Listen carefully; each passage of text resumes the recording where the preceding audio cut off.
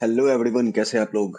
I hope आप सब अच्छे होंगे। मैं भी बहुत बढ़िया हूँ। जैसे कि आप जानते हैं कि मैंने बोला था कि मैं इंडियन कॉन्ट्रैक्ट एक्ट का सेकंड ईयर का रिवीजन कराऊंगा, सारे चैप्टर का। ठीक है। सो एक video nature of contract already मेरे चैनल पे अपलोडेड है। एंड ये आज जो हम लोग करने वाले हैं उस चैप्टर का नाम है कंसिडरेशन। तो चलिए स्टार्ट करते हैं आज का अपना टॉपिक, कंसिडरेशन का रिवीजन। क्लियर है? तो आइए हम और आप मिलके इस चैप्टर को रिवाइज करें जिसका नाम है कंसिडरेशन। ठीक है। तो अब एक बात बताइए, जैसा कि रेगुलर क्लास में आपने पढ़ लिया है व्हाट इज कंसिडरेशन। तो कंसिडरेशन का मतलब क्या होता है? कंसिडरेशन का मतलब होता है समथिंग इन रिटर्न, यानी बदले में। जैसे मैं आपको एक पेन सेल कर रहा हूं, मैं आपको एक पेन सेल कर रहा हूं, तो इस पेन के बदले में मैं आपसे क्या एक्सपेक्ट करूंगा कि इस पेन के बदले में आप मेरे को क्या दो? आप मेरे को पैसे दो। ठीक है। एंड एक चीज जो कि बहुत इंपॉर्टेंट है, कंसिडरेशन में ये जो मनी है, क्या वो one of the essential element है? तो जी हाँ, कंसिडरेशन में जो मनी होता है वो one of the essential element होता है। Money means price. कंसिडरेशन में जो प्राइस होता है वो one of the essential element माना जाता है। कंसिडरेशन कंसिडरेशन को, ये जो कंसिडरेशन है, इस कंसिडरेशन का लैटिन फ्रेज है क्विड प्रो क्यू, जिसका मतलब होता है समथिंग इन रिटर्न। जिसका मतलब होता है समथिंग इन रिटर्न। क्या यहाँ तक आपको बातें थोड़ी थोड़ी याद आ रही हैं? ओके, अब देखिए, according to section 2D, section 2 clause D में कंसिडरेशन को डिफाइन किया गया है when at the desire of the promisor. अरे भैया, प्रोमिसर के डिजायर पे। किसके डिजायर पे? किसके इच्छा के अनुसार? तो प्रोमिसर के इच्छा के अनुसार। यहाँ पे होगा प्रोमिसी, यहाँ पे होगा प्रोमिसी। तो प्रोमिसर के डिजायर पे प्रोमिसी और एनी अदर पर्सन, या तो प्रोमिसी खुद या प्रोमिसी के अलावा कोई और थर्ड पार्टी, कोई दूसरा पार्टी जो कॉन्ट्रैक्ट का पार्ट नहीं है, तो उसको हम लोग बोल सकते हैं स्ट्रेंजर टू कॉन्ट्रैक्ट या थर्ड पार्टी। ओके। तो जब प्रोमिसर के डिजायर पे प्रोमिसी या कोई और बंदा, ठीक है, कॉन्ट्रैक्ट में कॉन्ट्रैक्ट में ऑफर के बदले यानी हमारे प्रॉमिस के बदले वो जो अपना प्रॉमिस फुलफिल करता है, वही क्या होता है? कंसिडरेशन होता है। ठीक है। अब देखो, एनालिसिस ऑफ डेफिनेशन। अब कंसिडरेशन के डेफिनेशन का एनालिसिस करते हैं। सबसे पहला चीज, कंसिडरेशन क्या है? It is an act, it is an act. Act means of doing something. Consideration क्या होता है? ये एक एक्ट होता है जिसका मतलब होता है डूइंग समथिंग। अरे जब तक कुछ नहीं करेंगे तब तक वो कंसिडरेशन माना जाएगा। देखो, Motu and Patlu, Motu promise to Patlu guarantee payment of price. Motu ने पतलू को क्या प्रॉमिस किया कि हम तुमको बेटा प्राइस पे करेगा ऑफ द गुड्स। किस चीज के लिए? गुड्स के लिए प्राइस पे करेगा, which Bholu wanted to sell on the 1 month credit to भोलू। ठीक है। Here the selling of goods on credit by Patlu to Bholu is a consideration for Motu promise। ठीक है। अब देखो, तो कंसिडरेशन क्या होता है? तो भैया कंसिडरेशन एक एक्ट होता है। कंसिडरेशन इज एब्सटीनेंस, यानी abstain from doing something. Abstain from doing something. अरे कंसिडरेशन क्या होता है? एब्सटीनेंस। तो कंसिडरेशन क्या होता है? Consideration is एब्सटीनेंस। एब्सटीनेंस का मतलब होता है एक्ट ऑफ रेफरिंग या फिर डूइंग समथिंग। ठीक है। नाउ कंसिडरेशन किसके डिजायर के अकॉर्डिंग होना चाहिए? तो कंसिडरेशन होना चाहिए प्रोमिसर के डिजायर के अकॉर्डिंग। कंसिडरेशन किसके डिजायर के अकॉर्डिंग होना चाहिए? तो कंसिडरेशन होना चाहिए प्रोमिसर के डिजायर के अकॉर्डिंग। और ये जो कंसिडरेशन है, ये मूव करेगा, ये जो कंसिडरेशन है ये मूव करेगा, ये कंसिडरेशन जो है ये मूव करेगा। एक, अरे यार क्या हो रहा है? क्या कर रहे हैं भाई? हाँ, सॉरी। ये जो कंसिडरेशन है, ये मूव होगा प्रोमिसी या एनी अदर पर्सन के साइड से, या तो प्रॉमिसी के साइड से या फिर प्रॉमिसी के अलावा यानी थर्ड पार्टी यानी stranger to contract consideration, stranger to consideration के साइड से यानी थर्ड पर्सन के साइड से ये कंसिडरेशन मूव करेगा। अब देखो कंसिडरेशन पास्ट भी हो सकता है, प्रेजेंट भी हो सकता है, फ्यूचर भी हो सकता है। तो कंसिडरेशन तीनों हो सकता है, पास्ट प्रेजेंट फ्यूचर, कंसिडरेशन तीनों हो सकता है। कंसिडरेशन तीनों चीज के लिए हो सकता है, पास्ट के लिए भी हो सकता है, प्रेजेंट के लिए भी हो सकता है, फ्यूचर के लिए भी हो सकता है। क्लियर है क्या? यहाँ तक क्लियर है? ओके। कंसिडरेशन का मतलब क्या होता है? प्रॉमिस या performance that party exchange with each other. Consideration को अगर सिंपल लैंग्वेज में बोले तो क्या बोलेंगे?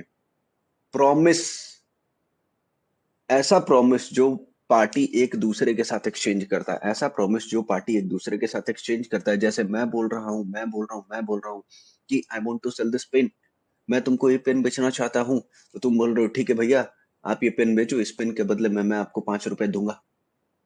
तो मेरे लिए प्रॉमिस क्या है? ये पेन बेचना। तुम्हारे लिए प्रॉमिस क्या है? इस पेन के बदले में 5 रुपए देना। क्लियर है यहाँ तक? ओके। अब देखो, कुछ लीगल रूल्स हैं कंसिडरेशन के रिगार्डिंग। कंसिडरेशन के रिगार्डिंग क्या है? कुछ लीगल रूल्स है। तो कंसिडरेशन के रिगार्डिंग सबसे पहला लीगल रूल जो आपने ऊपर में पढ़ा है कि कंसिडरेशन जो होना चाहिए वो प्रोमिसर के डिजायर के अकॉर्डिंग होना चाहिए। यानी कंसिडरेशन जो है वो प्रोमिसर के डिजायर के अकॉर्डिंग होना चाहिए। ठीक है। नाउ सेकंड, हाँ तो क्या बोल रहा है? Consideration must be offered by, consideration offer कौन करेगा भैया? तो कंसिडरेशन ऑफर करेगा प्रोमिसी और third party at the desire और रिक्वेस्ट ऑफ प्रोमिसर।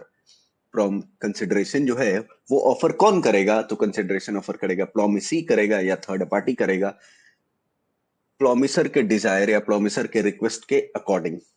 क्लियर है? Okay. Second, consideration may move, consideration may move, move कर भी सकता है और मूव नहीं भी कर सकता है। तो consideration may move from promisee और any other person, consideration may move from promisee और एनी अदर पर्सन। तो इसका मतलब ऐसा समझो कि जैसे हम तीन दोस्त चाय के टपरी पे गए। कहाँ गए? हम तीन दोस्त चाय के टपरी पे जाते हैं। ठीक है। अब देखिए हुआ क्या, मैंने चाय का ऑर्डर किया, यानी कॉन्ट्रैक्ट किसके किसके बीच हुआ? मेरे और चाय वाले के बीच में हुआ। बट चाय पीने के बाद चाय का पेमेंट, बट चाय पीने के बाद चाय का पेमेंट मेरा फ्रेंड चाय वाले को कर रहा है। क्या कॉन्ट्रैक्ट मेरे और चाय वाले के बीच हुआ था? जी हाँ, जी हाँ, जी हाँ, कॉन्ट्रैक्ट किसके बीच हुआ था? मेरे और चाय वाले के बीच में। लेकिन पेमेंट कौन कर रहा है? यानी कंसिडरेशन पे कौन कर रहा है? प्रॉमिस पे कौन कर रहा है? प्रॉमिस फुलफिल कौन कर रहा है? तो भैया प्रॉमिस फुलफिल कर रहा है मेरा मित्र, मेरा बंधु। क्या वो कॉन्ट्रैक्ट का पार्ट था? तो जी नहीं, वो कॉन्ट्रैक्ट का पार्ट नहीं था। यानी वो कौन हो गया? तो वो हो गया एनी अदर पर्सन। तो वो कौन हो गया? वो हो गया एनी अदर पर्सन। तो चाय वाले को मैं भी पैसे दे सकता हूं और चाय वाले को मेरा दोस्त भी पैसे दे सकता है। ठीक है। ओके। देखिए, इसमें एक केस लॉ है। हाँ, एक चीज और इंपॉर्टेंट है। In other word, there can be stranger to consideration. बेटा कंसिडरेशन में और कॉन्ट्रैक्टिंग पार्टी के अलावा कोई और आ सकता है, लेकिन कॉन्ट्रैक्ट में सिर्फ और सिर्फ कौन आएगा? Contracting party. ठीक है। कंसिडरेशन थर्ड पार्टी पे कर सकता है, कंसिडरेशन थर्ड पार्टी पे कर सकता है, लेकिन बेटा कॉन्ट्रैक्ट सिर्फ और सिर्फ किसको फुलफिल करना होगा? कॉन्ट्रैक्ट किसको फुलफिल करना होगा? तो बेटा कॉन्ट्रैक्ट फुलफिल करना होगा पार्टीज टू द कॉन्ट्रैक्ट को, ना कि स्ट्रेंजर को। क्लियर है? तो स्ट्रेंजर कंसिडरेशन के लिए इन्वॉल्व हो सकता है कॉन्ट्रैक्ट में, लेकिन स्ट्रेंजर कॉन्ट्रैक्ट परफॉर्म करने के लिए इन्वॉल्व नहीं होगा। क्या यहाँ तक क्लियर है? इसमें एक केस लॉ है, इसका एक बहुत ही फेमस केस लॉ है, चिन्नैया वर्सेस रमैया। कौन सा केस लॉ है? चिन्नैया वर्सेस रमैया। ठीक है। इसमें होता क्या है कि ओल्ड लेडी रहती है, वो गिफ्ट कर देती है अपना प्रॉपर्टी अपनी बेटी को, ये डायरेक्शन देते हुए तुम अपने मामा को एक सर्टेन सम ऑफ मनी हर महीने पे करोगी। ठीक है। बाय वे ऑफ एन्यूटी है, मतलब ऐसा समझो हर महीने पे करोगी।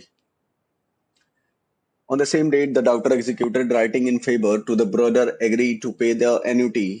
और डाउटर एग्री भी कर जाती है कि ठीक है मम्मी, मैं पे करूंगी। ओके।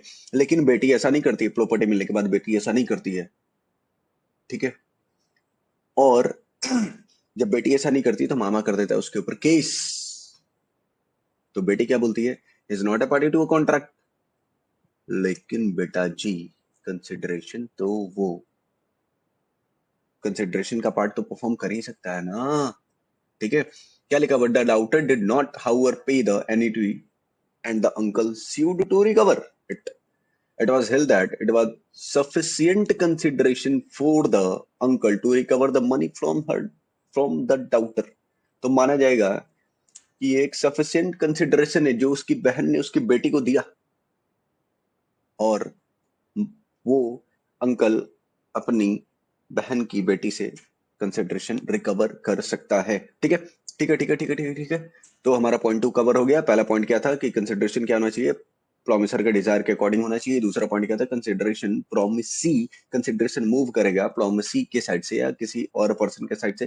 थर्ड पॉइंट क्या है, कंसिडरेशन एग्जीक्यूटेड भी हो सकता है और एग्जीक्यूटरी भी हो सकता है। एग्जीक्यूटेड का मतलब याद है, एग्जीक्यूटेड का मतलब यानी मैंने काम कर दिया है। Consideration which consists in the performance of an act is said to be executed. अरे परफॉर्मेंस हो चुका, कॉन्ट्रैक्ट में परफॉर्मेंस हो चुका, तो कॉन्ट्रैक्ट क्या एग्जीक्यूट हो गया? जी हाँ, कॉन्ट्रैक्ट एग्जीक्यूट हो गया। लेकिन एग्जीक्यूटरी का है जहां पे या तो दोनों पार्टी को, यानी कॉन्ट्रैक्ट के दोनों पार्टी का परफॉर्मेंस देना थोड़ा थोड़ा बचा हुआ है, या फिर एक पार्टी का परफॉर्मेंस देना बचा हुआ है, ठीक है। वैसे वैसे कॉन्ट्रैक्ट को क्या बोलते हैं, एग्जीक्यूटरी, यानी परफॉर्मेंस अभी बचा हुआ है। 4 बज गए लेकिन परफॉर्मेंस अभी बाकी है, क्लियर है। तो एग्जीक्यूटेड क्या होता है, जहां पे कंसिडरेशन इन्वॉल्व है दोनों पार्टी का, और एग्जीक्यूटरी क्या होता है, जहां पे अभी कंसिडरेशन देना बचा हुआ है, क्लियर है। फिर बोलता है कंसिडरेशन में बी पास्ट प्रेजेंट और फ्यूचर। कंसिडरेशन पास्ट के लिए आप कंसिडरेशन दे सकते हैं। जैसे से फॉर एग्जांपल मैंने आपको पढ़ाया, ठीक है, मैंने आपको से फॉर एग्जांपल की लास्ट ईयर मैंने आपको पढ़ाया था, बट आपने लास्ट ईयर पे नहीं किया, आप इस साल मेरे को पेमेंट दे रहे हो, तो क्या मेरे को जो कंसिडरेशन आप दे रहे हो वो मेरे पास्ट सर्विस के लिए दे रहे हो? जी हाँ, आप पास्ट सर्विस के लिए दे रहे हो। अब ऐसा समझो, मैं आपको पढ़ा रहा हूँ और आप मेरे को पर मंथ पे कर रहे हो। जैसे ही 1 महीना कंप्लीट होता है आप मेरे को पे कर देते हो, तो क्या ये प्रेजेंट कंसिडरेशन है? जी हाँ। फ्यूचर कंसिडरेशन, आपने मेरे को पेमेंट आज कर दिया, लेकिन मैं आपको सर्विस दूंगा आज से 1 महीने बाद, तो ये कंसिडरेशन क्या है, फ्यूचर कंसिडरेशन है। नेक्स्ट, कंसिडरेशन का एडिक्वेट होना, पर्याप्त होना जरूरी नहीं है। कंसिडरेशन का एडिक्वेट होना, पर्याप्त होना जरूरी नहीं है, जरूरी नहीं है, क्लियर है। Now performance of what one is legally bound to perform, performance of what, performance of what one is legally bound to perform, okay. तो बोलता है performance of what one is legally bound to perform का मतलब हुआ कि आपको आपके legal कार्य के लिए ही आपको कंसिडरेशन पे किया जाएगा। जैसे से for example, a promise to pay money to a witness is void. अरे हम सबूत खरीद रहे हैं, तो सबूत खरीदना is not a valid consideration. हम किसी को खरीद रहे पैसे देके, तो ये वैलिड कंसिडरेशन थोड़ी है, क्या हो जाएगा, ये कॉन्ट्रैक्ट ही क्या हो जाएगा, वॉइड हो जाएगा। मैं तुमको पैसे दे रहा हूँ कि तुम जो कोर्ट में स्टेटमेंट देने जा रहे हो वो तुम स्टेटमेंट नहीं दोगे बल्कि गलत स्टेटमेंट दोगे, तो ये क्या हुआ, ये वॉइड है ना, ये कॉन्ट्रैक्ट ही क्या है, वॉइड है, क्लियर है। इसके लिए कंसिडरेशन पे नहीं किया जाना चाहिए। Next, consideration must be real, consideration real होना चाहिए, इल्यूजरी नहीं होना चाहिए। कंसिडरेशन रियल होना चाहिए, इल्यूजरी नहीं होना चाहिए। यानी बाबू सोना वाला कंसिडरेशन नहीं होना चाहिए कि मैं तुम्हारे लिए चांद तारे तोड़ के लाऊंगा, तुम्हारे कदमों में चांद तारे बिछा दूंगा। बेटा, कंसिडरेशन ऐसा नहीं होता है, कंसिडरेशन रियल होना चाहिए, ना कि आप झूठे झूठे वादे करो कि तुम्हारे कदमों में चांद तारे बिछा दूंगा, वो भी रात के 2 बजे 2:30 बजे, रात के 2:30 बजे आपके कदमों में चांद तारे बिछाऊंगा, तो ये कंसिडरेशन इल्यूजरी नहीं चलेगा। कंसिडरेशन का रियल होना जरूरी है, कंसिडरेशन का वैल्यू होना जरूरी है, कंसिडरेशन अटैच सम वैल्यू, ठीक है। अब देखो, consideration must not be unlawful, consideration unlawful, immoral और अपोज टू पब्लिक पॉलिसी नहीं होना चाहिए। कंसिडरेशन क्या नहीं होना चाहिए, अनलॉफुल नहीं होना चाहिए, यानी लॉ के अगेंस्ट में नहीं होना चाहिए, अनैतिक नहीं होना चाहिए, और अपोज टू पब्लिक पॉलिसी नहीं होना चाहिए, ठीक है। Consideration is not sufficient, it must be, consideration is not sufficient, it must be lawful, ठीक है। तो कंसिडरेशन क्या नहीं होना चाहिए, कंसिडरेशन क्या नहीं होना चाहिए, consideration must not be unlawful, immoral और अपोज टू पब्लिक पॉलिसी। तो बेटा जी टोटल 8 पॉइंट है, टोटल 8 पॉइंट है। Legal rules regarding valid consideration में सबसे पहला है कंसिडरेशन प्रोमिसी के डिजायर के सॉरी कंसिडरेशन प्रोमिसर के डिजायर के अकॉर्डिंग होना चाहिए। दूसरा, कंसिडरेशन मूव करेगा प्रोमिसी के साइड से या एनी अदर पर्सन के साइड से। तीसरा, कंसिडरेशन एग्जीक्यूटेड और एग्जीक्यूटरी दोनों हो सकता है। चौथा, कंसिडरेशन पास्ट प्रेजेंट और फ्यूचर तीनों काम के लिए दे सकते हैं। कंसिडरेशन तीनों हो सकता है। कंसिडरेशन का एडिक्वेट होना, पर्याप्त होना जरूरी नहीं है। Performance is what legally bound to perform, यानी आप वैलिड चीजों के लिए कंसिडरेशन पे करेंगे, ना कि गलत चीजों के लिए। कंसिडरेशन का रियल होना जरूरी है। कंसिडरेशन रियल ही होना चाहिए, ल्यूजरी नहीं होना चाहिए, यानी बाबू सोना वाला प्रॉमिस यहाँ पे नहीं चलेगा। कंसिडरेशन अनलॉफुल नहीं होना चाहिए, इमोरल नहीं होना चाहिए, अपोज टू पब्लिक पॉलिसी नहीं होना चाहिए। ठीक है, ये यहां तक रहा हमारा कि कंसिडरेशन का लीगल रूल्स क्या है। ना हो अब पढ़ने वाले suit by third party to contract. एक बात बताओ, कॉन्ट्रैक्ट में क्या कॉन्ट्रैक्टिंग पार्टी एक दूसरे पे एक दूसरे को स्यू कर सकते हैं, एक दूसरे के ऊपर केस कर सकते हैं ना? लेकिन इसका एक एक्सेप्शन है। इसका एक क्या है एक्सेप्शन? और एक्सेप्शन ये है कि कॉन्ट्रैक्ट में थर्ड पार्टी भी स्यू कर सकता है। कॉन्ट्रैक्ट में थर्ड पार्टी भी क्या कर सकता है? स्यू कर सकता है कॉन्ट्रैक्टिंग पार्टी के ऊपर। किसके ऊपर? कॉन्ट्रैक्टिंग पार्टी के ऊपर। थर्ड ऐसे जनरल रूल क्या है? जनरल रूल ये कहता है कि थर्ड पार्टी सीयू नहीं कर सकता, लेकिन एक्सेप्शन है यहाँ पे थर्ड पार्टी भी सीयू करेंगे। तो सबसे पहला एक्सेप्शन है in the case of trust. In the case of trust, trust के केस में बेनिफिशियरी जो है यानी जिनको ट्रस्ट से बेनिफिट होने वाला है, जैसे वृद्धाश्रम में बूढ़े बुजुर्ग लोगों को उस वृद्धाश्रम से क्या होता है? बेनिफिट होता है ना, उनको वहां रहने के लिए दिया जाता है, फूडिंग एंड लॉजिंग दिया जाता है, राइट? बट अगर ट्रस्टी क्या करे, वहां का ट्रस्टी क्या करे, इनको कोई सर्विस ना दे, इनको कोई बेनिफिट ना दे, वो पैसा गवर्नमेंट से लिए जा रहा है और वो अपना जेब भरे जा रहा है, तो ये चीज सही नहीं है। इस केस में बेनिफिशियरी जो है वो केस कर सकता है ट्रस्टी के ऊपर और सेटलर के ऊपर। ठीक है, ट्रस्टी और सेटलर के ऊपर कॉन्ट्रैक्ट कर सकता है। In case of family settlement के केस में the term of the settlement are reduce into writing. Family settlement के केस में member of the family member case कर सकता है।